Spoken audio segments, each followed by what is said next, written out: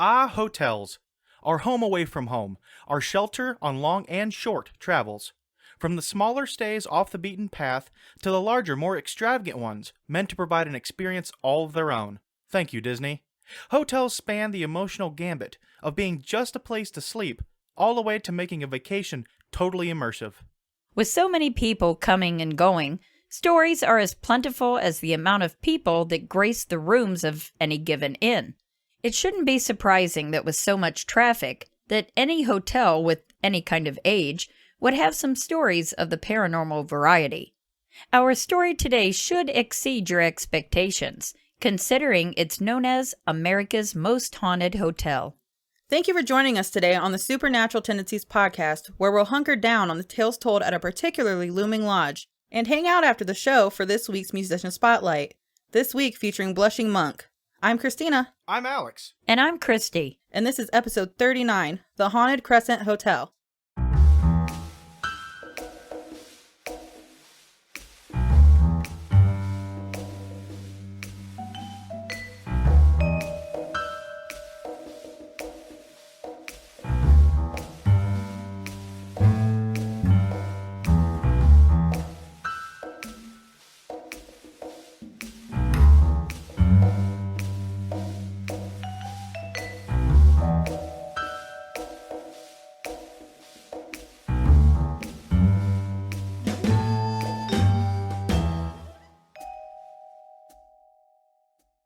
Eureka Springs, Arkansas was never meant to be a town. Not really, anyway. Snuggled into the Ozark Mountains, the method by which this town was settled didn't leave room for much city planning, as we will see. As with many historical sites in the United States, we must begin with its original residents, the Native American tribes of the area. The Osage tribes called this area home for many centuries, living off the land as tribal living would dictate. The Osage would originate in the Ohio River Valley, somewhere around 700 BCE. They would eventually be forced to relocate during the 1600s after numerous conflicts and all-out war with the encroaching Iroquois tribe of the New York, Pennsylvania area. Crossing the Mississippi and eventually partially settling in the northern Arkansas area, one feature of the land would captivate all who would venture there for generations to come. Stories would be told of healing waters flowing through the mountains, whether by natural springs or wells. The tales of the waters would even be passed on to the European settlers who happened upon native residents. Those who may be even remotely versed in American history may guess. The native Osage would be forcibly relocated again to make way for a new American town. This unfortunate process would begin with one Dr. Alva Jackson. Jackson would be credited with discovering the main basin spring in 1856. With the waters being said to have cured issues he was having with his eye. He would later go on to establish a cave hospital. Yes, it's exactly how it sounds. During the Civil War. After the war came to a close, he would go on to patent Dr. Jackson's eye water in an attempt to capitalize on the liquid. Still remaining relatively isolated, it wouldn't be until 1879 when a friend of Jackson's, J.B. Saunders, would claim that the waters would cure a crippling disease that was ailing him, and with that, the town would take off. Living true to the term boomtown, as Keith Scales, tour manager for the Crescent Hotel, would say in an interview for the Haunting History channel on YouTube, quote, "In 1879, there was nobody here. In 1880, there would be over 15,000 people here." While not necessarily being marked as a cure-all, the waters of the area were treated as such, enticing people from all over to come and have a try at the curious properties of the water. While it is claimed that many people did find relief in the waters, the method by which it healed is still a bit unclear. Regardless of the medicinal clarifications surrounding the seemingly fruitful fluid, people still came from all around. As stated above, not much land preparation was, or could have been, taken with such an influx of residents that flocked to the location. Visitors began erecting makeshift shacks and tents wherever they could upon arriving. This boom in population would see Eureka Springs officially become incorporated as a city in 1880, and its population would grant the title of the fourth largest city in the state. More so, by 1889, it would only be beaten by Little Rock as the most populous city in Arkansas. As with many other boom towns of the day, many problems would plague the city. And it wouldn't be until Powell Clayton, a Southern Reconstructionist governor, came to Eureka Springs that real progress was made. One by one, issues of concern were addressed, a few of which were sewage problems, as well as 4 major fires within a 10-year span. Clayton would help remedy these issues, just as the water would do for the people themselves.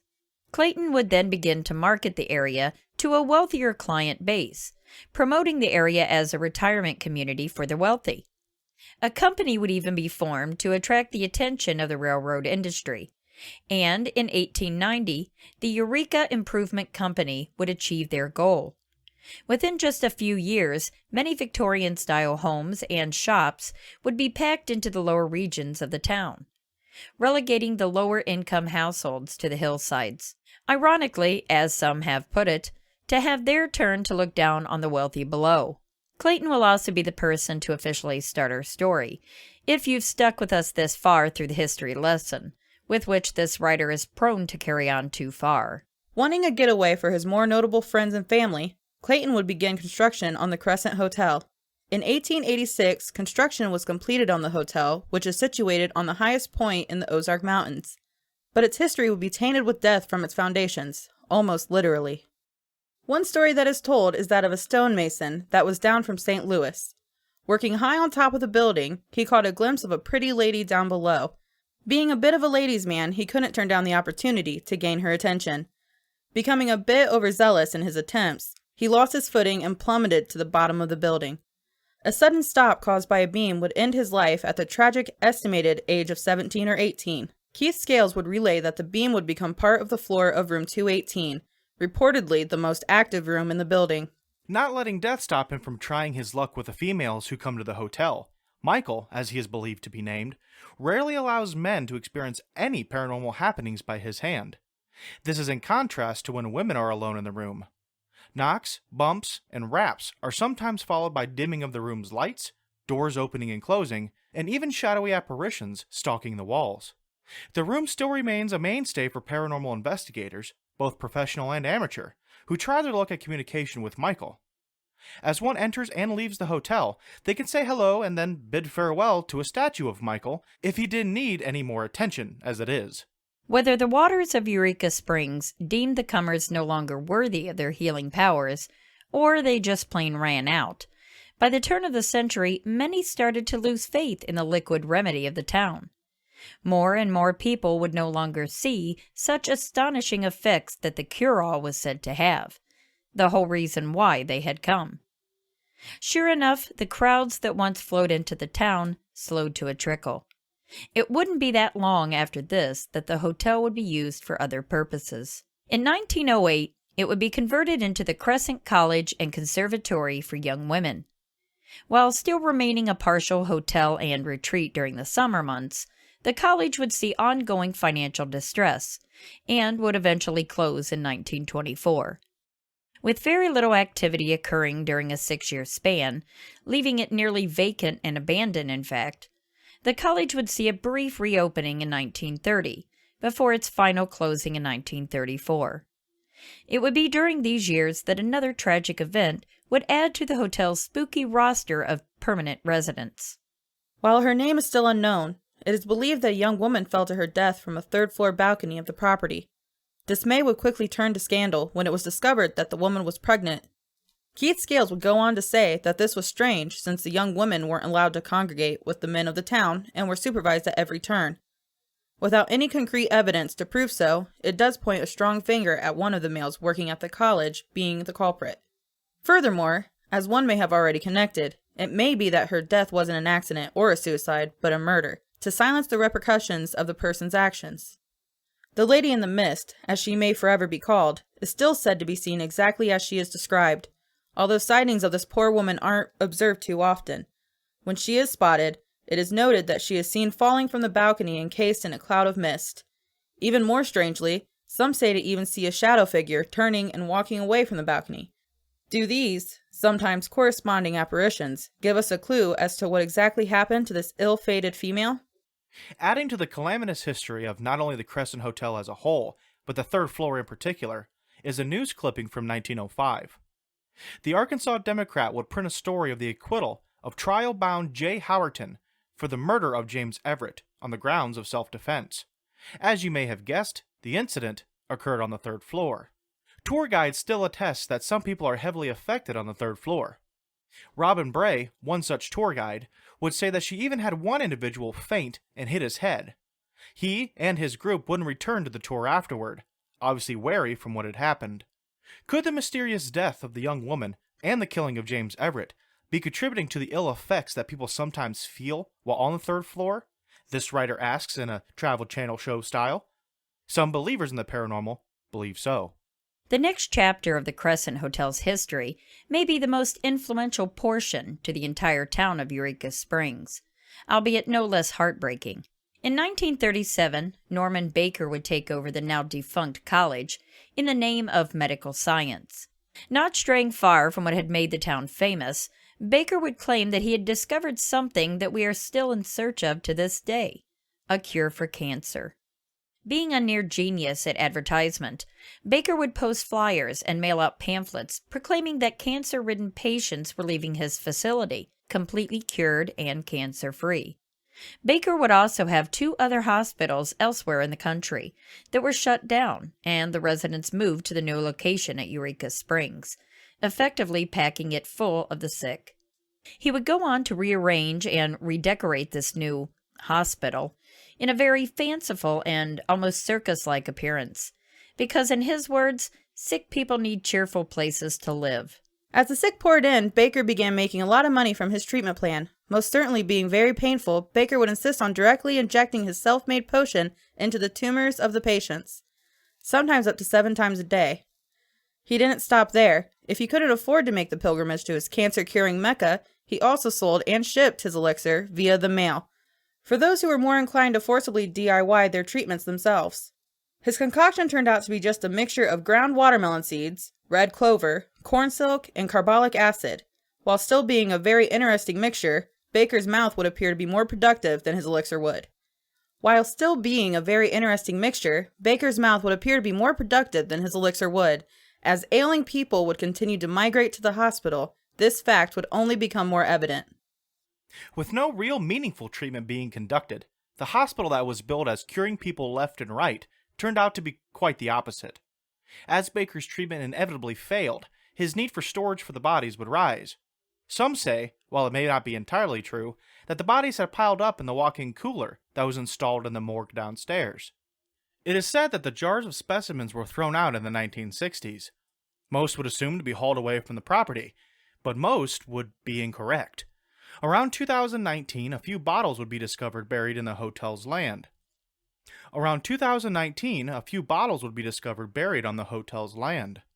After authorities would be contacted, the University of Arkansas would dispatch archaeologists to conduct an official dig. Over 500 articles would be unearthed, including many bottles, some with seals still intact, containing specimens that Baker had preserved, and to many people's surprise, even some of Baker's infamous elixir as well. While eventually being transformed back into a hotel and spa sometime later, the current owners have staged the basement as a recreation of Baker's morgue, complete with walk-in cooler, advertisement posters, and the newly rediscovered specimens. But we may be getting a bit ahead of ourselves. One thing led to another, and eventually Baker's relationship with the townspeople began to sour. In 1939, federal authorities would arrest Baker for mail fraud. While many people in the area didn't trust and barely tolerated Baker, what they didn't know was that he had no medical background at all. In fact, he was convicted in Iowa for practicing medicine without a license in 1936. While it was fairly commonplace for elixirs and cure-alls to be marketed and sold in the previous century, the American Medical Association has since fervently disapproved of such medicine, making Baker's miracle cure just as phony as his medical experience. It must be noted that investigations following his arrest allude to the idea that Baker's formula, most likely, didn't directly cause the death of any of his patients. Although, with the lack of actual medical treatment, his actions most likely sped up the process for the unknowing victims and caused them untold amounts of unnecessary pain and suffering. Some stories don't always have the ending we would like. Although Baker would be indicted and sent to Leavenworth, a sentence of only 4 years would leave many in a state of wanting much more than this seeming slap on the wrist. especially considering that upon his release in 1944, he may have been able to live most comfortably, barely taking any punishment for the estimated $4 million that he had swindled away from the sick and dying over the years. Living out the rest of his days without many issues in Florida, he would pass away in 1958. If most of the green-drenched paranormal television shows aren't asking Michael, from room 218, questions, they're after evidence of Baker's unsavory work. Considering Baker's, what many would call, torture having its mark throughout the building, outside of room 218 and parts of the third-floor balcony. Most other forms of evidence captured across the hotel are attributed to Baker in some way.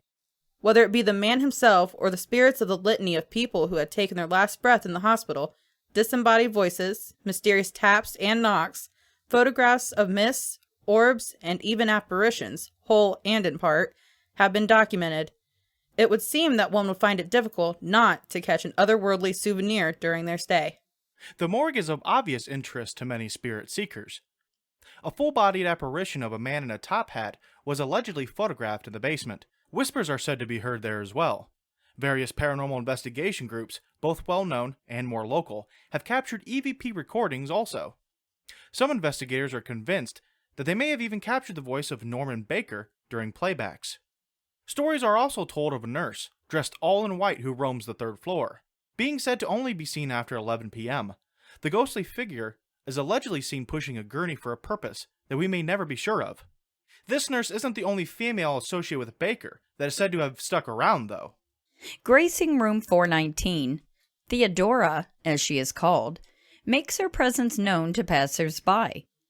Even more strange, she manages to convey to witnesses that she is a cancer patient before disappearing, obviously to the surprise of her onlookers. The doctor, himself, is also said to still make appearances at the hotel. The recreation room in the basement, as well as the stairway on the first floor, tend to be the most common places to spot him.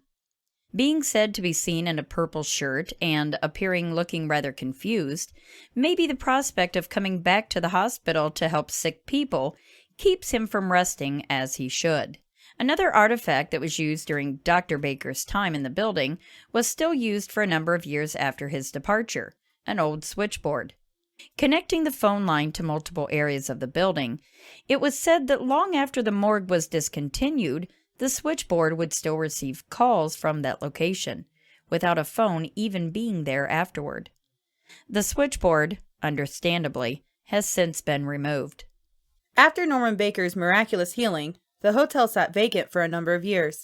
It wouldn't be until 1946 that businessmen from Chicago would purchase the property, with their sights set on another go at a hotel. They would put funds into the building for restorations and remodeling that it sorely needed, hoping this time to attract clients for a little more relaxing reason. Things would go as planned and the hotel would spring back to life, albeit not as elegantly as its former hotelhood had been, but still. That being said, history would take a turn for the worst in 1967, when a fire would break out in a portion of the hotel, ushering a most uncertain future for the getaway. The hotel would bounce from owner to owner with, relatively, little changes made. That would be until 1997, when Marty and Elise Rainick would happen upon the property, quickly scooping it up. They made a promise to the town that, in 5 years, we pledged to have this grand old lady of the Ozarks back to where she was 100 years ago. And they have done just that. The addition of the new sections of spa area, restoring the top floor of the building, as well as repairing the 24-foot-tall crescent moon weather vane, were among just a few things they focused on completing. They also did not turn a blind eye to the various stories that have been told of hauntings in the building. As stated above, not only did they construct a recreation of Norman Baker's morgue for those interested, they also catered to the spooky-minded by conducting ghost tours of their own, as well as seeming to be very open to paranormal investigators in general.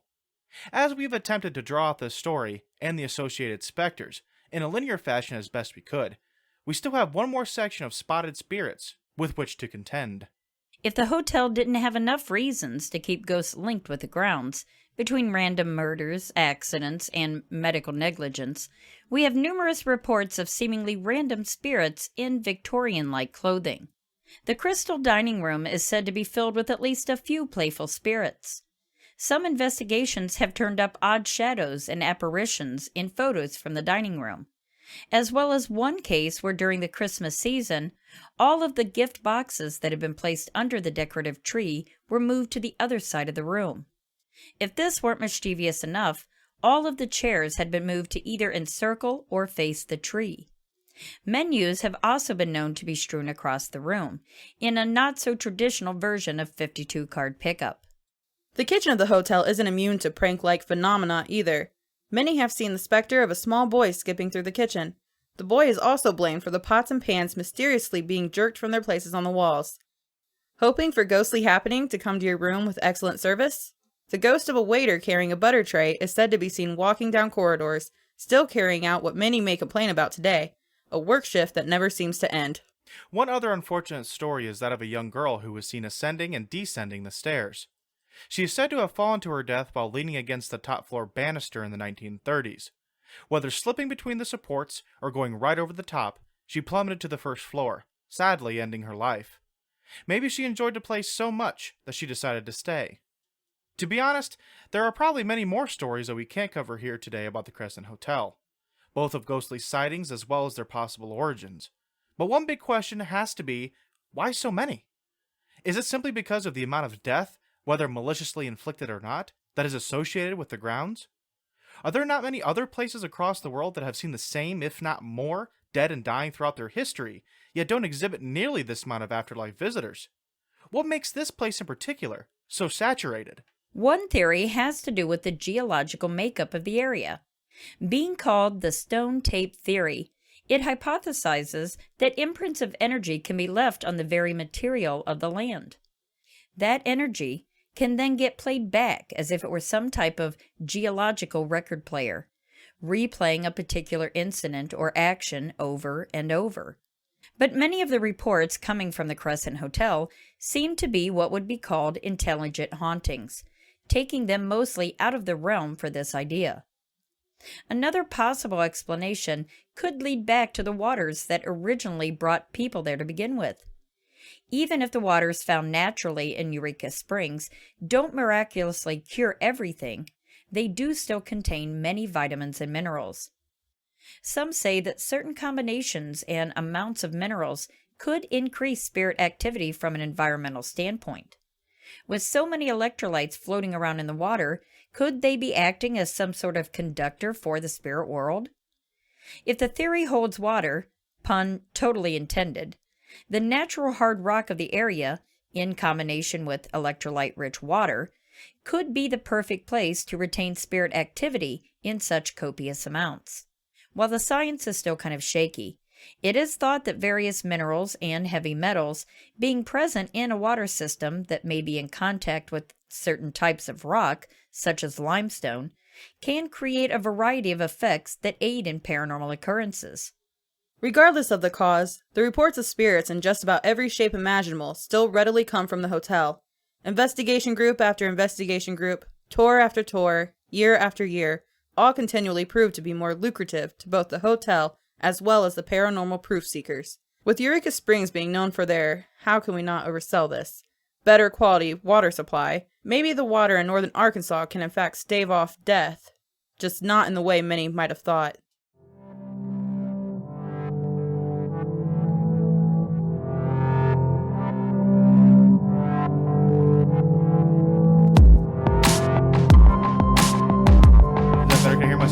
Nope, can't hear myself. That's alright, I'm just gonna keep going. Because that's what I do. I just keep going. Even when people say, Alex, you need to stop, I just keep going. So that's how I get myself in trouble, but it's fine. Welcome this week. We fixed the issues with the music with the starting video. But obviously we had another little issue that we didn't see earlier. So that tends to happen. That's TV, folks. Oh. Alright, now that we got that out of the way, thank you for joining us this week. Today we will be covering the Haunted Crescent Hotel, which has been an exciting one for me, because I put actually like 2.5 weeks into this research for it. It's been stupid. It has. Why are you looking at me like that? I have. Because you always act like, 2 weeks worth of research, I deserve a damn cookie. No. Something special. Did anybody make Alex a cake? Nope. So the least you can do is just not say anything. How about that? Wow. Why do you gotta step on toes? When have you ever done that, though? You just can't. You know, because Anyway. what's good for the goose We gotta start off that way. Why is that? Just negativity. I got my crazy cat shirt on today. It's hot in here, and her crazy cat shirt is doing nothing. It is literally cool us 300 degrees here in the studio today. It's the epitome of an oven that isn't exactly an oven. So if you need to cook something, just bring it over to the studio. We have meat falling off the bone in here. You could crack an egg on the desk next to me, and it'll be done here in a minute. Any more entendres we want to go with? Either way, it's terrible. So we got like I said, we got the Crescent Hotel today. Let's go ahead and I'm gonna bring up our. Okay.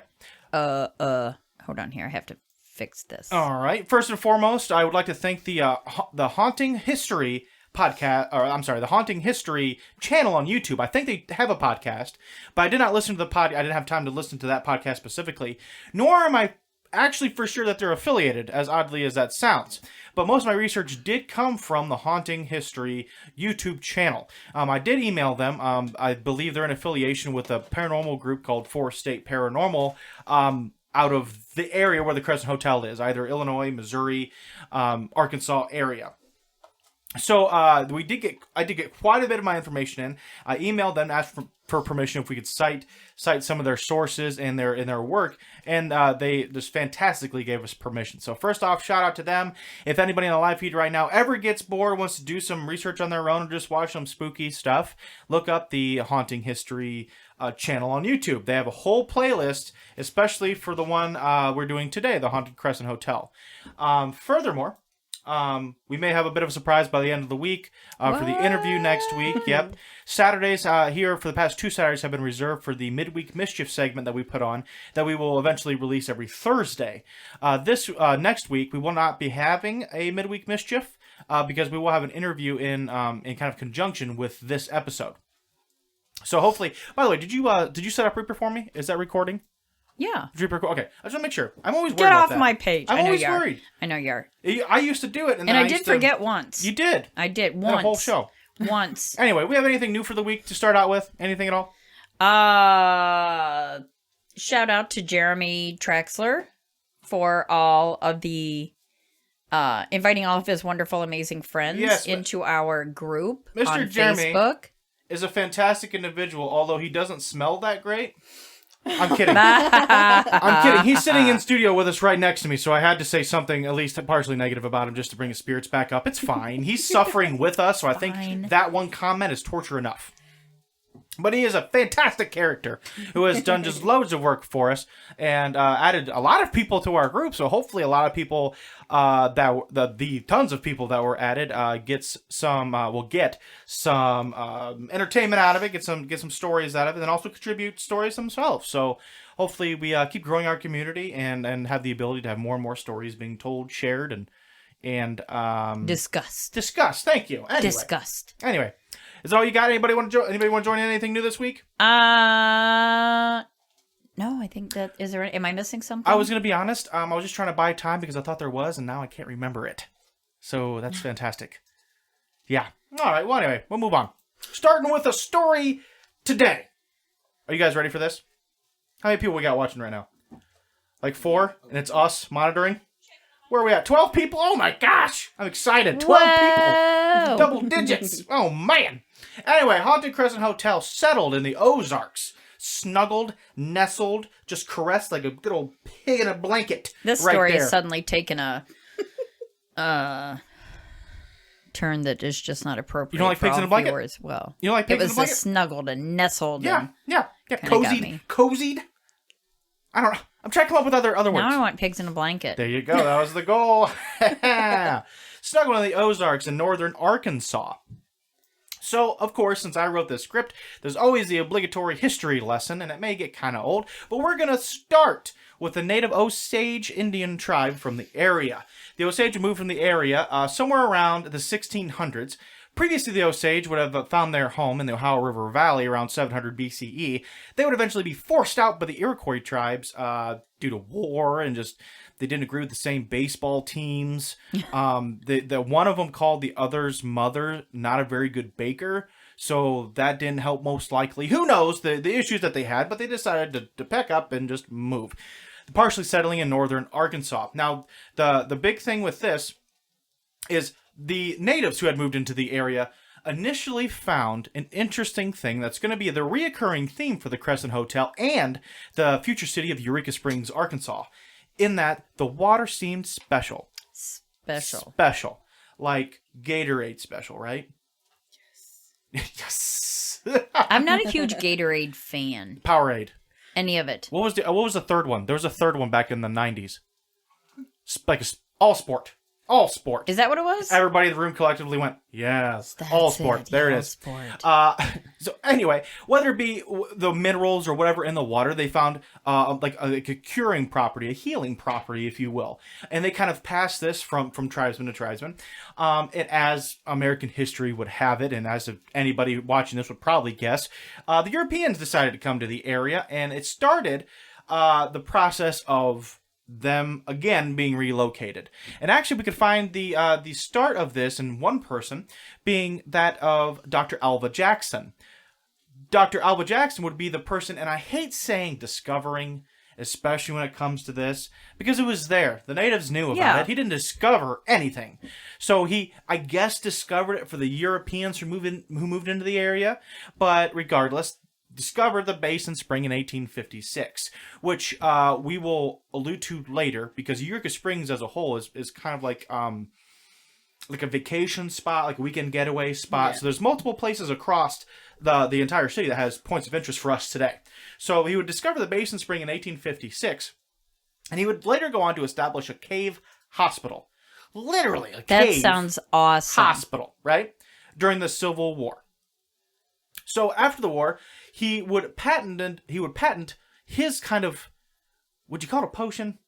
I think that's too I would use too that much. term loosely. He called it Dr. Jackson's eye water. Okay, Jackson had apparently some type of issue with his eye. He put the waters that were said to be healing and miraculous in his face, and it healed his eye. So he had like awesome eye drops. That's what they should have named it. Just Dr. Jackson's awesome eye drops. Awesome eye drops. Right? Not to be confused with Visine, but awesome eye drops. Yep. Still at this time, though, even when you had this cave hospital, the area kind of still stayed relatively isolated. It wouldn't be until 1879 when his friend, J.B. Saunders, would claim that the waters would, in like a very one-upping way. You ever had that friend that just one-ups everything? Oh, yeah. Yes. One better Bob. Christina, why are you pointing at Jeremy? Oh. Why is that? Wow. I was kidding. That was a joke. Anyway, he one up Jackson in that he would be cured of a crippling disease that was ailing him. Okay, now it doesn't specify, and I looked across my sources, and we're going to cite these, and we cite every time we put up the episode, we cite. So actually, I think this is the most amount of citations? Sightings? I don't know. Citations That I've ever done, and you could do it, you could look for yourself. It doesn't exactly say what crippling disease he had, but he was sure as hell convinced that it was cured by the water. So maybe something like, rheumatoid arthritis or regular arthritis, something along those lines. Mm-hmm. After this, Eureka Springs would be formed, and it would live up to the term Boomtown. I'm going to be referring to the gentleman I'm going to be speaking about next a few different times throughout this. His name's Keith Scales. Keith Scales will be featured on the Haunting History channel that I referred to earlier, and I believe he's the tour manager of the Crescent Hotel. So he does a lot of stuff on the camera. I don't know if he actually does tours himself, but with anybody who comes in with any type of, documenting, I think we lost Christina on the feed. Any type of documenting groups that come in asking questions about the hotel, he sometimes will come on and answer the questions. So I will be referring to Keith Scales quite a few times. Keith Scales would have a pretty good quote that I would like to take from him here. He said, in 1879, there would be nobody here, being Eureka Springs. In 1880, there'd be over 15,000 people. That's a big jump. So within a year, you have 15,000 people. And this is the funny part about it, and I thought that maybe you would take interest in this.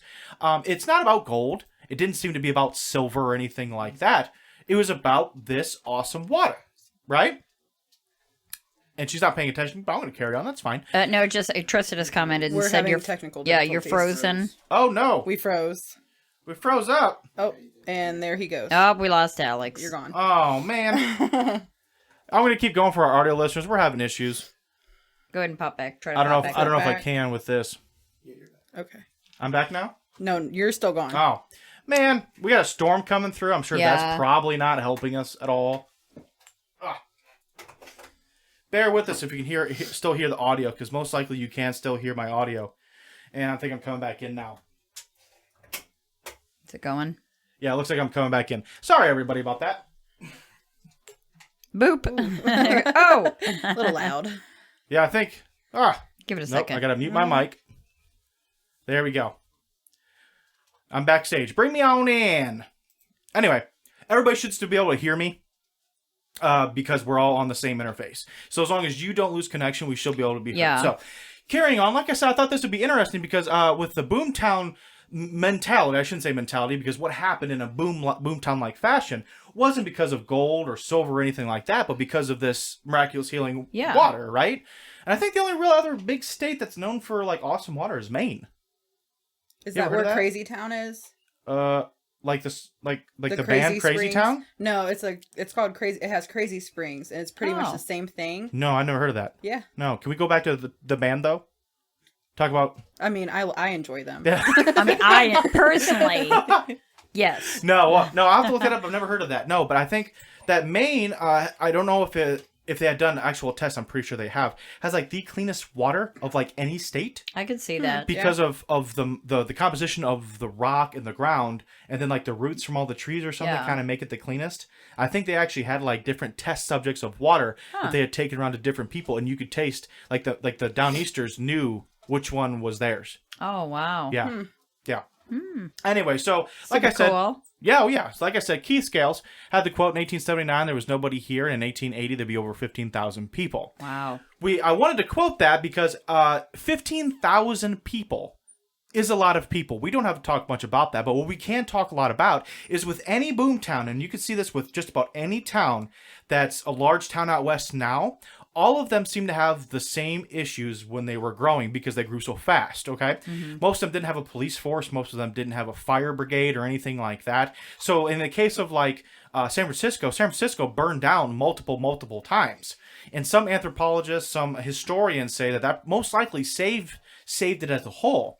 I'm going history nerd here, but like for example, one of the professions would have been like, prostitution in the area, and like not saying that prostitution would have spread disease to the point that a fire would have affected that much, because in theory that would have meant like people just would have had to have died. That's not what I'm saying. But with everything going on, with all these people coming in and out and not being very well sanitized, or sanitization not being a very big thing, the whole city burning down meant that the city could start over, and the fire cleanses most of the bacteria and stuff like that. So the Eureka Springs was no different, okay? It still had those ideas, or those issues, sorry. 4 major fires in the first 10 years of it being an actual city, as well as... Oh, and I lost my spot. Definitely lost my spot. 4 major towns, and then also the sewage problems. And of course, in a modern society, sewage, the thought of sewage outputs is a very important thing. It wouldn't be until Powell Clayton, which both of us, without being told to each other, mixed up Powell Clayton's name. Yeah. Because it sounds like it should be Clayton Powell. Yeah, I kept doing that. Powell Clayton, who was a Southern Reconstructionist governor. Do we have to talk about the Reconstruction? Because you questioned me about this. No. Hopefully our listenership knows at least half-heartedly what the Reconstruction was in the South post-Civil War. Anyway, Powell Clayton comes around, and he will start to address these issues one by one until officially they're not really... I got lost again. So where we're at, Powell Clayton, Southern Reconstructionist governor, comes into Eureka Springs and starts solving the issues that any boomtown would have. Again, some sewage problems, as well as 4 major fires within a 10-year span. Clayton would also start to market the area to a wealthier client base, promoting the area as a retirement community for the wealthy. And then we have the interest of bringing the railroad through town. The Eureka Improvement Company would achieve that goal. Ooh, excuse me. And then they would start to see an influx of like Victorian-style houses and Victorian-style shops and stuff like that, kind of down in, from what I understand, the valley. Now, let me make it clear right now, I've never been there, and I'm not from Arkansas or anything like that. So if anybody is from the area or has been there, feel free to address that in the comments if you can. But from what we understand, and it was kind of an ironic point here, is that they start settling into the valleys of the town, kind of forcing the lower class people to the hillsides in like shacks. Again, ironically allowing the poorer people to look down on the wealthier people. I bet they love that. Okay, good. I was hoping for some type of reaction from you. Anyway, so wanting to get a getaway for his more notable friends and family, Clayton would begin construction on the Crescent Hotel. In 1886, construction would be completed, which actually, funny enough, it sits at the highest point in the Ozark Mountains. That's pretty cool, right? Yeah, yeah. And then I think there's also like a Jesus statue. Is it like the Christ of the Ozarks? Or something that you can see from there? So when I didn't know that. I have no idea. Yeah, when I first think of that, I think of the Rio Jesus. That's what I thought of. Okay, is it like the Rio de Redeemer? Janeiro. Yeah, the Redeemer or whatever. Yeah. And then now, apparently, they have a Christ of the Ozarks, from which I think you could see it from the hotel, but I'm not totally sure. And you're gone. Try on mine shutting off the Wi-Fi. Yeah. I'm still gonna keep going. I don't care. I don't even care. They should still be able to hear me. Yeah. So I'm gonna keep going. No, that's probably what it is until we get... we're in the process, guys, of remodeling a bigger podcast studio. So for the meantime, we kind of have to go Wi-Fi. Yep, kind of how it goes.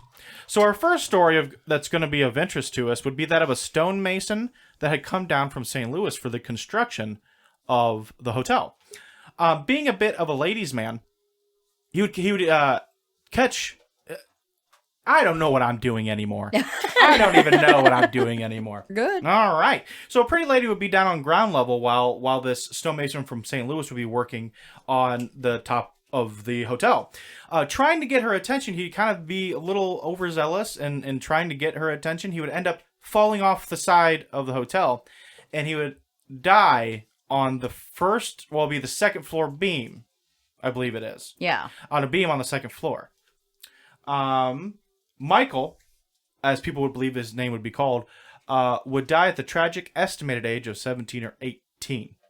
That's so sad. Yep. So where he died would become room 218, which is probably the most, I don't want to say infamous, because a lot of people want to go there. So the most famous room in the hotel is room 218. So if you want to see paranormal activity, or feel, they say you should go to 218. Funny enough is that he wouldn't stop his kind of flirtatious. There you go. Flirtatious attitude upon death. He likes the ladies. Because a lot of people think that if you're a male, you won't hear anything or experience much anyway, right? Mm-hmm. But if you're a female, you'll hear knocks, bumps, raps, and sometimes followed by the dimming of the room's lights, doors opening and closing, and even shadowy apparitions stalking the walls. So it's a pretty active room, right? Yeah. The room Can you talk? Still remains a mainstay for paranormal investigators. You can find tons of videos on YouTube. If you just take a short jaunt on YouTube for the Crescent Hotel, room 218, tons of people, even if it's just a couple on a weekend that has heard of it, then they'll do their own little what they found that night or whatever. So you can find plenty of stuff on 218. Super interesting though. So after the construction will be completed, I'm not sure if you can exactly say the waters lost their healing touch, but regardless, people stopped coming to the town. So it wasn't as active of a trip-making place as it had been. With that slowdown, they eventually started making the hotel on the off-season or the summer months, just a hotel during the summer months. During what you could be considered as a school year, starting in 1908, it would be converted into the Crescent College and Conservatory for young women. While still remaining the partial hotel, it would remain this girls' college and conservatory from 1908 to 1924. Not much happened during these years. After it got shut down, obviously still kind of remaining open, kind of not remaining open, and it would have a brief reopening from 1930 until 1934, and then it would just stop being a girls' conservatory. But while it was a girls' conservatory, comes our next story that's kind of famous from the time. While the young woman's name, is still unknown, she would actually fall to her death from a third floor balcony. It would later be discovered that she was pregnant. Oh. Yes, which even more oddly is the fact that they were not allowed to talk or converse or gather with the men of the town. So she most likely had gotten pregnant from somebody at the college. So I don't think it would take many connections for you to wonder if there was a male at the college that had gotten her pregnant and then maybe killed her. Yeah. So not a big stretch there to... Especially for the time period. I mean, that wasn't that long ago, so I don't want to overreach and say that people in the 20s wanted to have babies and kill people. I don't know, but anyway, so her apparition is thought to exist now under the name The Lady in the Mist. I believe there was an exact time that they thought this might have happened when she had fallen, because I don't think it was... Obviously, someone discovered her afterwards, so they're not quite sure when it happened. But there's like hearsay, and then they eventually start seeing the person around this time. So people over the years, folklore-ish, kind of made, put two and two together that same at this time, this is probably when it happened, what have you, of the apparition of a female figure falling, and then they've been surrounded and mist. Sometimes they say you can actually see an apparition or a shadowy figure back up on the balcony, kind of turn and then walk away as if they had shoved her. Mm-hmm. So that's pretty tragic. Yeah, it is. Mm-hmm. So lots of death going on. Yes. Already. Yes. And tragic death too. Yeah, Not just like, someone got ill and they passed away. It's pretty tragic death. Adding to the calamitous history of the not only I put this in here, not only the Crescent Hotel as a whole, but the third floor in particular. And I'm gonna say where I got this from, and I don't really want to admit where I got this from, but I got it from Ghost Adventures. A news clipping from I know, bite the lip, I know. They found a news clipping from 1905, and I tried to take just as much of the fact out of it as I could. And I didn't kind of go anywhere else with it. So I'm trying to take the base fact. A news clipping from 1905 from the Arkansas Democrat would print a story of the acquittal of trial-bound Jay Howerton for the murder of James Everett on the grounds of self-defense, also on the third floor. So we're going to come back to the third floor later with some other stories, but already we have the second floor with 218. I imagine 218 would be on the second floor with Michael falling to his death, and then you have the Lady in the Mist of the girl who was presumably pregnant, who had fallen from the balcony, right? And then now you have this murder, and whether or not it was on the grounds of self-defense, and he was just defending himself and he killed somebody, someone still died. So obviously the afterlife sometimes doesn't always decipher whether or not it was malicious or not. So tour guides actually, one named Robin Bray, taken again from the Haunting History YouTube channel. I cannot get that to roll off my tongue today. Has said that more than one individual on her tour guides or on her tours have felt the effects of things on the third floor. So it's not totally out of the ordinary from people and non-believers or believers to be affected on the third floor. Maybe from the culmination of all these past events in an area. Yeah, your guess is as good as ours. So now we move on to the next chapter of the Crescent Hotel's history, which is going to be the most influential part, which is going to be the long and storied past of Norman Baker. In 1937, Norman Baker would take over the now defunct college, and the first thing we need to learn about Norman Baker was that he was a genius at advertisement. And it's said that Norman Baker had actually found a cure for cancer. He would list the hotel, which he now turned into a hospital, as a cancer-curing mecca that you can come to and be cured of all your ailments. Sending out pamphlets, sending out flyers everywhere that he was curing people left and right out of his hospital, right? He would actually have two other hospitals elsewhere in the country that he would shut down, and the people were sent to the Eureka Springs location, just packing that sucker full like a sardine can of the sick and dying. Obviously, being a hot commodity with a cancer-curing elixir, he would make a lot of money from this treatment, especially since he would insist on injecting the elixir into the tumor, sometimes up to 7 times a day. Wow. And usually he would charge per shot for the treatment. Now, that's aside from any other bedding or housing or anything else that you like, rooming fees, I would assume. The extras. Yep, and even more so later on, people, and I can't remember exactly where this was, so hopefully I'm not taking this out of context. One of the paranormal investigation groups I had seen on some of these videos had gotten an EVP, something along the lines of the voice saying, "Do you have credit?" So more like it sounded along the lines of, and I'm not usually this person, but it kind of is like an odd saying to get from an EVP that they would charge you per shot. Do you want another shot? I don't have any money. Well, do you have credit? So that's an interesting little takeaway from that. I'm trying to get this picture a little bigger so that you guys can see it. Yep, you have. Thank you for putting that up. This was an ad of the time. Oh, the previous picture she has up now is of Norman Baker for our live listeners who have stuck around through the issues tonight. My gosh. Turns out the concoction that Norman Baker had as a cancer-curing elixir turned out to be a mixture of ground watermelon seeds, red clover, corn silk, and carbolic acid. Most likely not really curing much. Like, how is that going to fix anything? It doesn't. I don't think it mattered. No. I would imagine if you went to Eureka Springs today, and even if you went to Eureka Springs near the time that he was there, he was a fraud. Almost definitely. And many people would say that. Since there were no real meaningful treatments being conducted, the output of curings, of remedies, remedied people, healed people, was actually quite the opposite. Baker's treatment inevitably failed for many of them, and he would actually have a morgue, obviously, in the bottom of the hospital. It would be said, although we can't say how true it was, that the bodies would begin piling up in the cooler down in the morgue. He would also use the morgue for autopsies, to which he would take the organs that were cancer-ridden out of the body and take pictures of them.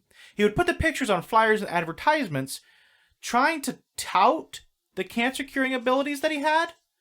My question is, if you have body like organs being taken out of autopsied bodies, and you take pictures of them, put them on a flyer, and tell people that it's being cured, why would you be taking the cured organs from people's bodies? Yeah, exactly. So I'm not sure if many people asked that at the time either. And even if you took organs from dead people, well, shouldn't they be good and not cancer-ridden? Cured. Why would you put cancer-fueled? I don't know. Maybe it's a difference in time periods. I don't know. Who knows?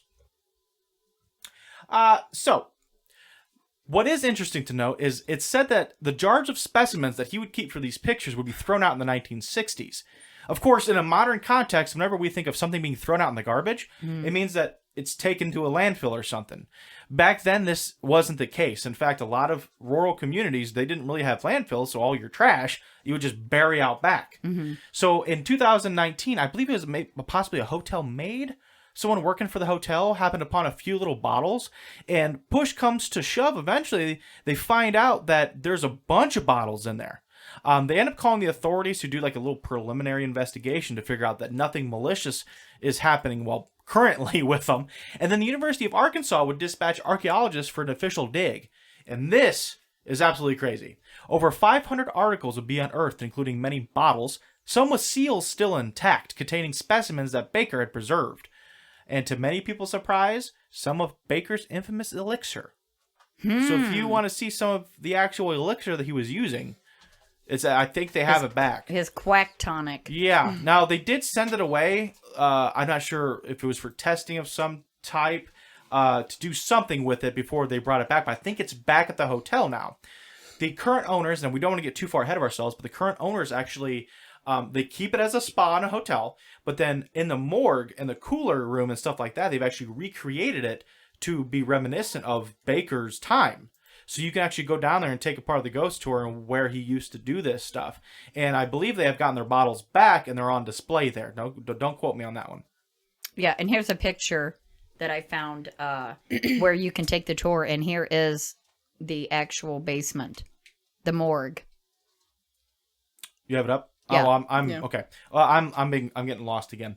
So one thing led to another, and eventually Baker's relationship with the townspeople began to sour. In fact, in 1939, federal authorities would arrest Baker for mail fraud.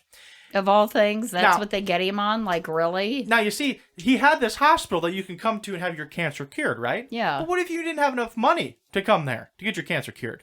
Don't you worry, because Norman Baker could send you his cure and you could do it yourself. Thank heavens. Via the mail. right? Mail order cancer cures. Yes. That's awesome. So the authorities finally nailed him on this mail fraud via, in the state of Arkansas. Turns out he was also convicted in Iowa of practicing medicine without a license in 1936. So he's kind of an all-around good guy. Literally making his miracle cure just as phony as his own medical experience. Now, this isn't a crazy notion what he had done. In the previous century, in the 1800s, you can walk along street corners and state fairs and find cure-alls and stuff. I think if you ever watched the, was it A Million Ways to Die in the West? Yes. They even make the joke in there that it was flannel oil or something. It's like, real flannel? Like a shirt? And that's not far off The snake of oil some of the stuff salesman. they were selling. So what he did wasn't completely out of the ordinary. Unfortunately, he was still trying to do it in a time where literally we have the organization called the American Medical Association who was fervently disagreeing and disapproving of such quote-unquote medicine. You're a liar. Unfortunately, also, furthermore, even though we'd love to have this ending happen with what would you be satisfied with Norman Baker receiving as a punishment? Oh gosh, I'd probably sound totally sadistic if I said it. Are you gonna He say get death? injected. Do you want him to die? Do I want him to die? I'm not gonna judge you for it, but is that what well, you're thinking? No, honestly, I would. Inject him 7 times a day Yeah. Okay, so like a torturous thing? in random spots. Are you in agreement? Or are you just trying to lead her? No, I'm in We're agreement. But you're no, agreement? I'm we're in gonna agreement. torture the hell out of him. Okay. Oh yeah, we're gonna Yeah. pour honey all over him and sick fire ants on him. All right, hold on to your pants because he would be go that sent to far. Leavenworth, one of the most notorious prisons of the era, for, can you guess how many years? Daryl, can you take a guess? Because technically 50? they already know. We got 25. 25 years at Leavenworth? 4 years Wow. at Leavenworth. That was awful. Wow. Yeah, Daryl's sitting with us, and he What he did the just guessed. long timers? What did the lifers at Leavenworth get? Or What did they do? to get in there? I don't know. He had 4 years in Leavenworth before being released. In Yeah. fact, he would, and I wish I could find this because I even specifically looked at it and I couldn't find it. I'm not sure if he kept all of the money. He got to keep all of the money, or What? it somehow was taken away from him. But he accrued, whatever that word is, an estimated $4 million. That's a load of crap. Across the entirety of his swindling $4 million. Wow. Okay? So again, I don't know if he got to keep that or not, but regardless, he lived out the rest of his days without many more issues in Florida How until nice. he passed away in 1958. I'm sorry, but that money should have went to his patients. Somebody, their families. I don't know. And I don't, like I said, I don't know if he was able to keep it. I don't know. I couldn't find that. So if he did get to keep it, like, wow. But I don't know of any, like, fortune Yeah. that was being passed on. So unless he blew it all or something, like, I just didn't find that part, I'm not quite sure. But regardless, he only got 4 years at Leavenworth, and then he got out, and then he went to Florida, and then he just passed away. That's a joke. Yeah. So, if you watch a lot of paranormal footage, a lot of paranormal groups on Travel Channel and stuff like that, if they go to the Crescent Hotel, most likely they're probably going to be digging out something from the Baker era, as we'll call it. Excuse me. Aside from room 218. Ooh, I'm sorry. Goodness. Aside from room 218. Apparently, they have possibly captured some of, photographic evidence from Baker himself. People still see Baker himself, apparently clad in the purple shirt and looking rather confused. These disembodied voices, mysterious taps and knocks, photographs of mists and orbs, and even apparitions, whole and in part, have been documented from this, thought to have been from this Baker era. Especially down in the morgue, full-bodied apparitions of a man in a top hat have allegedly been photographed. Whispers, even EVPs. So again, if you guys have the gumption of trying to find this yourself, you can actually, like I said, you can find just a bunch of information on various EVPs and photographs that have been taken across the hotel, especially, like I said, from the Baker era. Moving on, the stories are told of a nurse, again, from probably when it was, a hospital, quote unquote, being said to only be seen after 11 while pushing a gurney for a purpose that may never be known. I believe that's also on the 3rd floor. Gracing the room 419 is Theodora, and this one's really interesting with Theodora because if you stay on, I'm assuming floor 4 near 419, People have said that they kind of like half bump into a lady who's trying to like fumble with her keys, but she can't seem to find the right key. And everyone asks like, "Are you okay?" And like she'll like introduce herself as, "Okay, yeah, I'm fine. I'm Theodora, blah, blah, blah." And somehow she will make the roundabout conversation trip of letting them know that she's a cancer patient. And most people are like, "Oh, that's crazy. I hope you like get through it." Yeah. And then come to find out that like they turn around, turn back, and she's not there. She didn't make it. Yeah, and eventually someone from the hotel lets them know that, Wow. you know, it's been seen. The doctor himself makes appearances. I kind of already jumped the gun on that one. Purple shirt, looking rather confused. And then the last real artifact from the Baker era would be an old switchboard. I couldn't quite find the years that it was still active, but after it was taken, after the hospital was kind of decommissioned, the switchboard, and if anybody who's listening doesn't know what a switchboard is, it's kind of like the connection for all the phone lines coming in from the building. Of course, we have the main switchboards for like towns and counties and stuff like that, where if you make a call, they would make the switchboards, but then they would make the line switch on the board. But with this hotel, they actually had one that would connect all the different phones on all the different floors. It is said that the the switchboard would receive a signal from the morgue phone that had not been there in some time. Ooh. Yeah, so I don't even think there's a cable. There may have been a cable running to it, but there's no phone there anymore. But if you looked on the switchboard, then you could see that like It's a call lit was up. ringing in from the morgue. So that's pretty interesting. Spooky. I wouldn't answer that phone. Why not? Have you ever seen Rings? Yep. What's Rings? Ring? The Ring? I've seen the first one. Okay, that. Oh, I don't remember Like it though. some creepy little girl saying you have 7 days. That's why you don't answer phones that aren't supposed to ring. I think I watched the first one time. I don't think I did anything other than that. Like, you answer a phone like that, it's not going to be anything No. good. It is not going to be your Leave it. Aunt Susie or Grandma. Yeah. The switchboard, understandably, has since been removed.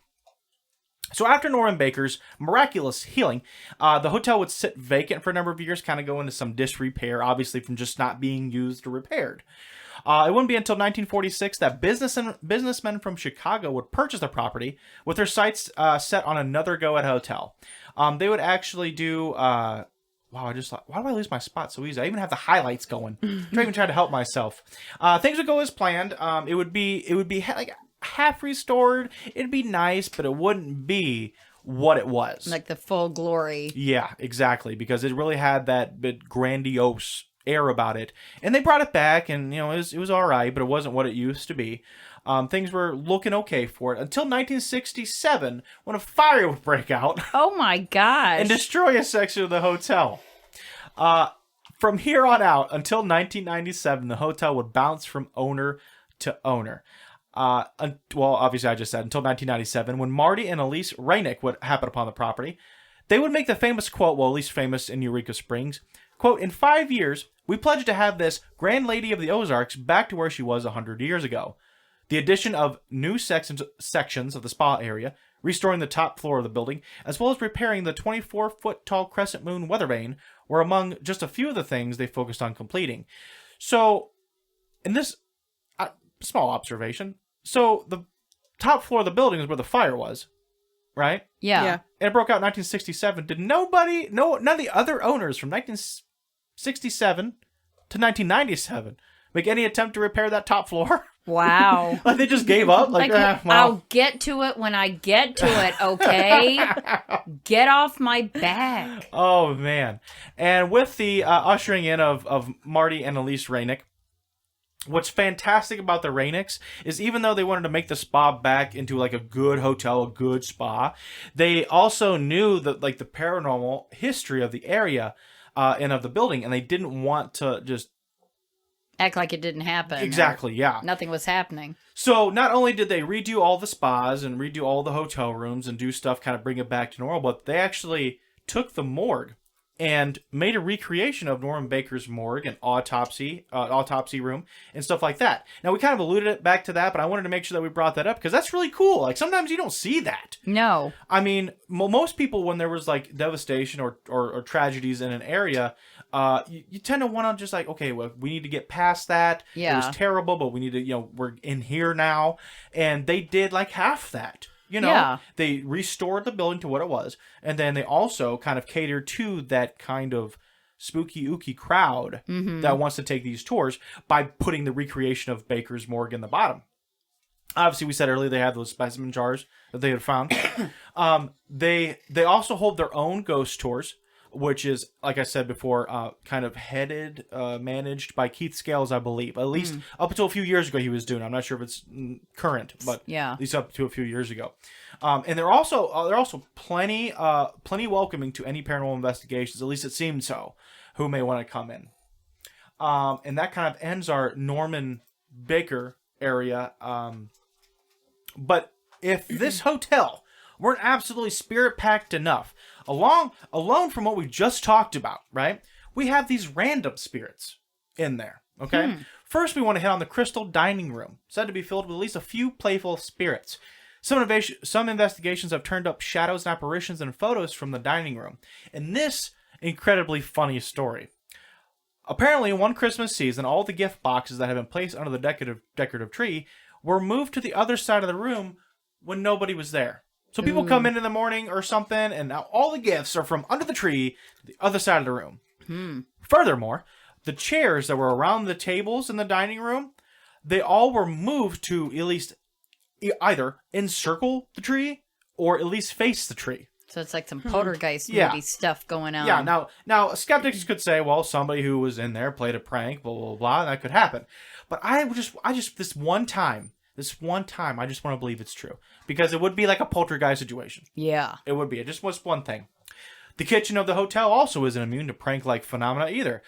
The specter of a small boy is seen skipping through the kitchen. He's also blamed for pots and pans mysteriously being jerked from their places on the walls, which I'm sure does not help the stressful situation that is a kitchen at high flow. Oh, there's capacity, Oscar. right? Also, if you want this excellent spiritual service to come to your room, apparently a waiter carrying a butter tray is seen to be walking down the corridors. What else do we have? What else can we just throw on to this place, right? Do we have a ghost animal? I think there is a ghost cat. I did not put it in here. I did not put it in here, but I think there is a ghost cat. And Oscar's on top of our computer right now. That's fantastic. I know. Thank you, Oscar. Also, a young girl is seen ascending and descending the stairs in spectral form. I couldn't find her name, but it's a pretty well-known story that a young girl had fallen to her death while leaning against the top floor banister in the 1930s. It's kind of unclear whether or not maybe she fell in between is it rungs? Yeah. The rungs of the banister? Or banister. But they're vertical, so it's not... I think there's a name. Yeah. The vertical rungs of the banister. It's unclear whether she slipped in between those or like just flopped over the top, but she fell all the way to the first floor, for her demise. So she is also seen ascending and descending the stairs. Now, and I try to be as honest as I can with everybody. There are probably 100 more stories to go along with this freaking building. One you just kind of called out with an animal, and I know there was an animal, but I didn't add it in because I had to draw the line somewhere. Yeah. Right? This is a 9-page script. Had to cut it short because I knew our discussion was going to be kind of long as well. If we had to cover all those, we'd be here all week long. So that's where I drew the line. So if anybody who is listening to this wants to do any more research on any of the stories involved, please feel free. You'll probably find tons more. What we want to move into now, is the idea that, or the question rather, why is this place so supposedly haunted? Yeah. Right? Sure, there's a lot of death. Sure, there's a lot of tragedies. But are there not other places in the world that have seen just as much, if not more, death and tragedy, yet don't show this near the amount as the Crescent Hotel? Mm-hmm. And I gotta say it again. And I already thought this before, but Zach Baggins brought it up. That one theory has to do with the water, of course, and then the surrounding rocks. So we have kind of two theories here, right? Yeah. First off, we have the stone tape theory, which I'm sure both of you are well versed in the stone tape theory. Would one of you like to explain it, just because I've been talking forever? Oh, go ahead. Go ahead. Go ahead. My mic is having issues. Oh, yeah, that's right. My mic's having issues. So Honestly, I forgot. yeah. I'm not even going to lie. I love putting people on the spot when they think they know something. It's fine. Everybody can I'm call... in pictures here. Everybody can call her a liar. So the stone tapes theory usually pertains to literal stone, but it can be any part of the land that will receive an imprint or like an energy imprint from an event or a person or what have you. Now, with this stone tape theory, essentially that energy gets trapped in the land or the stone and can be replayed like a spiritual geological record player. Yeah, just like a loop. Yeah, like a loop, right? This is not the same as an intelligent haunting. Okay? This is just something that happened that you can see happen again and again and again in the form that it originally occurred. Yeah. This is not a spirit that goes around that you can ask a question to or you can get an EVP from that's going to give you an intelligent answer. It's literally just a repeating of history through this, right?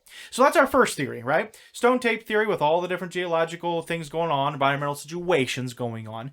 Maybe there was something about this area that allowed all these imprints to happen, and we have that. But at the same time, we do have EVPs from various sources of answering questions seemingly coherently. Okay? So aside from our skeptics, sit back for just one moment, just kick your legs up, maybe grab a bag of chips, maybe some chocolate milk. I know that's odd, but do it. Even if you if you don't want to be skeptic about it, maybe that's what's happening, right? On the second side of this water that has brought all these people here through the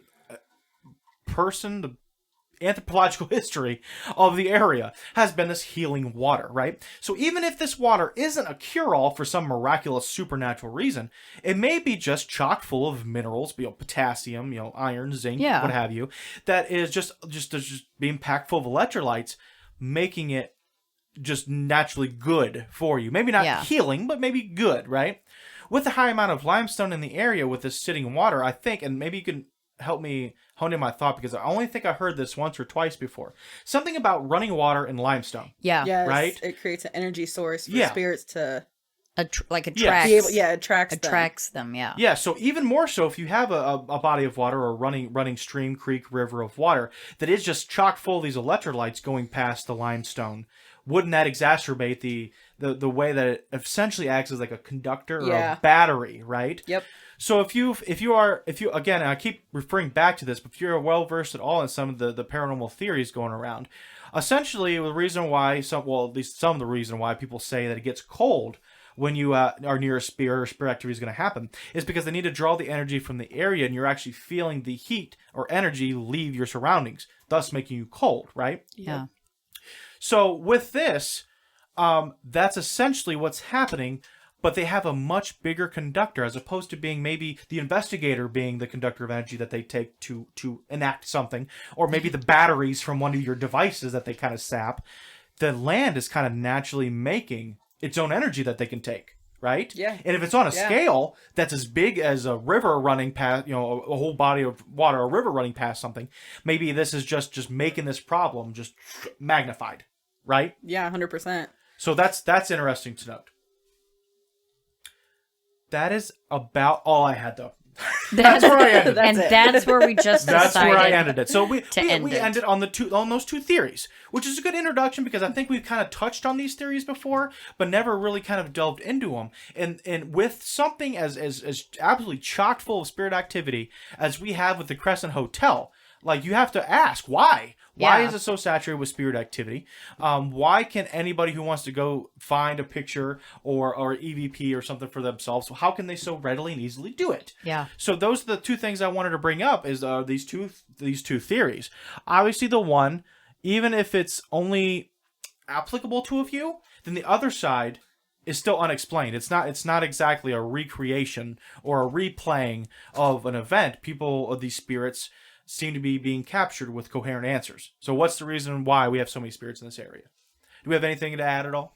I know. I was just going to ask, which way are you leaning on that one? If I'm going to go logically, and I still have my skeptic hat like firmly on, right? I think it's got to be maybe something more to the fact that you have some natural, and I kind of put it to myself as like a static electricity. If you have these heavy metals or something, or these minerals and stuff, maybe flowing past these limestone. And for my fellow half skeptics out there, I know I'm just trying to logically think through and apply knowledge that I have, because there are plenty of other smarter people out there than me, to a theory and try to have it make sense. It would totally make sense that if the theory holds, that if running water and limestone kind of create some natural energy of itself, I don't care what it is, I'm thinking of it as static, naturally by itself, and you make the water naturally more laden with minerals and stuff like that, that in theory would just make the energy bigger. Yeah. Right. Yeah. So with this, you have the awesome, in a bad way, combination of tragic events, massive amount of people who are sick, ill, who are dying in the same concentrated area, along with the idea that if there were just regular water and limestone together, maybe we have a lot of activity. But no, we got a beefed up electrolyte rich water running past it, making this activity, or making the energy output bigger. So any little, I say little spirit, I don't mean literally many spirits, but like any spirit that may not be more predominant than another one, it could give them, there's just a lot more energy to feed off of and they have the ability to communicate with. That is what I think might be happening. That's kind of what I was going to go along with too. And that's my feeling on it. And that's trying to be logical about it. It's just, like I said, trying to take that theory that it would work in this case and trying to make it coherent in a skeptical way. Yeah. I mean, that's the closest I can come. Yeah. Do you have anything? No, I was just going to say that's kind of where I'm at on this case also. Yeah. I think you just have a whole lot of things that are contributing to this crazy amount of different stories. Yeah. Experiences, I guess. Yeah. I mean, the history of this place is crazy. I mean, with the Osage tribes coming through, I'm sure I could have dug up more on them. But sometimes, like with the folkloric tales of specific native tribes, it's kind of a niche thing. You really got to know the book to go to find it, because it's not as well known, anything like that.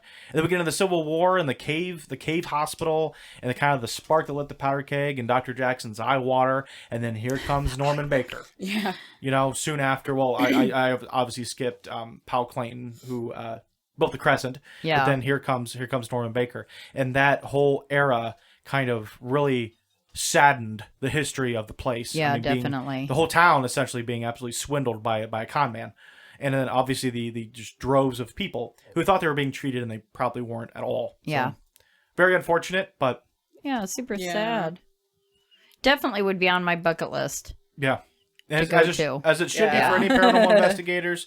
I mean, we have quite a few people who continue to go back to this place because they do have reliable activity that they can still kind of study and research. Some places you can go to, 4 different teams can go to, and one gets it. We have just screaming kittens in here. I don't know what he's... Screaming kittens in the studio. I don't even know where he's at. Some of these places you can have 5 different teams go to, and only one team kind of get maybe a knock or something. Yeah. But from what I understand, you can't throw a rock in the Crescent Hotel without hitting some type of paranormal activity. Yeah, so. never disappointed. Yeah.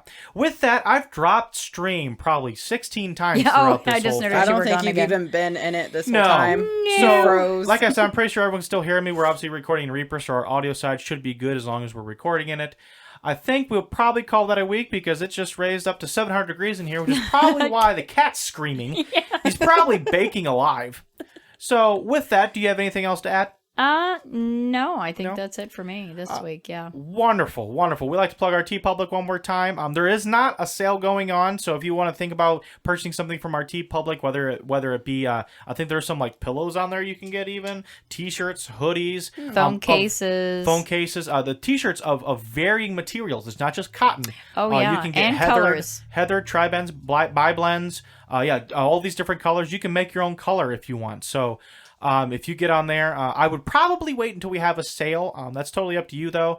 Proceeds, we only get like a little bit anyway, so whenever you get them on sale, we get even less, but we don't care because we want you to save some money. So I try to post those when we can. We had one right after we started it. We had 2 back-to-back, basically. And then, so if we get another one coming up, I'll go ahead and put that in the group. But if that strikes your fancy, please visit us on the TeePublic. Just search Supernatural Tendencies. Again, give us a rating and review. If you get the chance in your preferred podcast platform, please don't rate and review today's show with the screaming kittens in the background. Please pick another different one.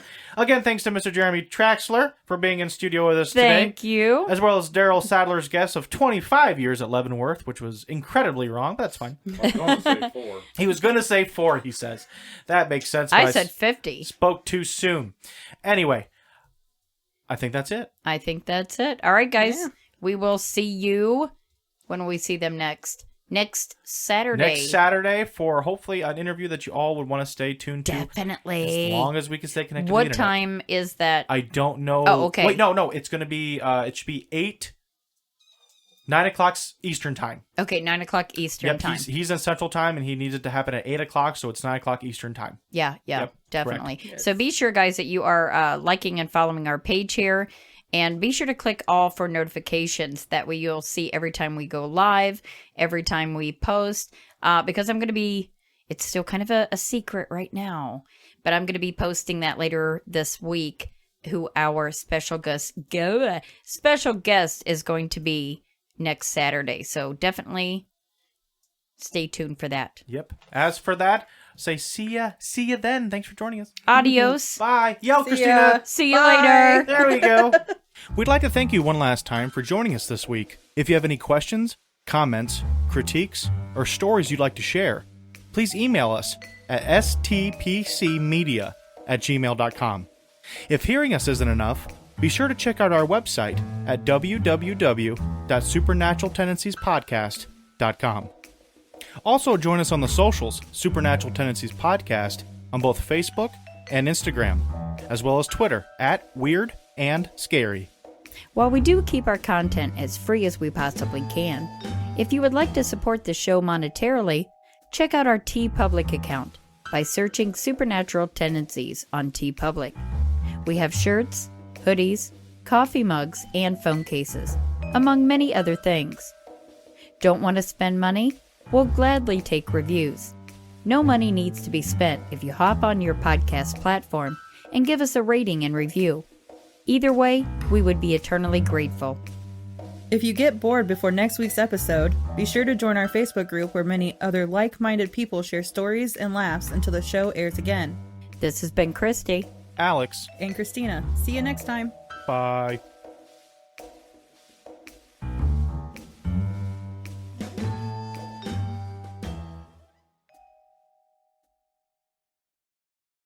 And we find ourselves again in a very stifling studio because everyone in the room knows how much I love alliteration.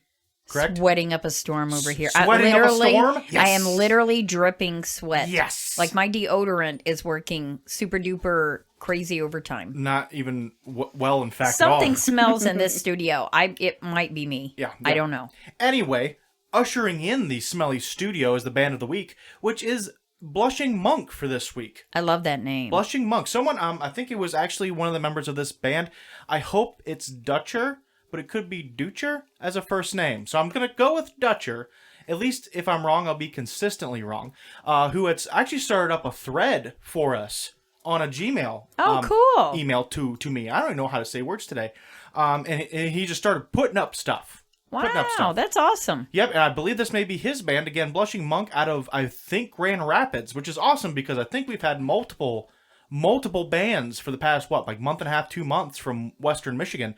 This is no affiliation with the White Elephant Records that were just absolutely just slathered us with Western Michigan bands. Yep, not affiliated with this band Blushing Monk.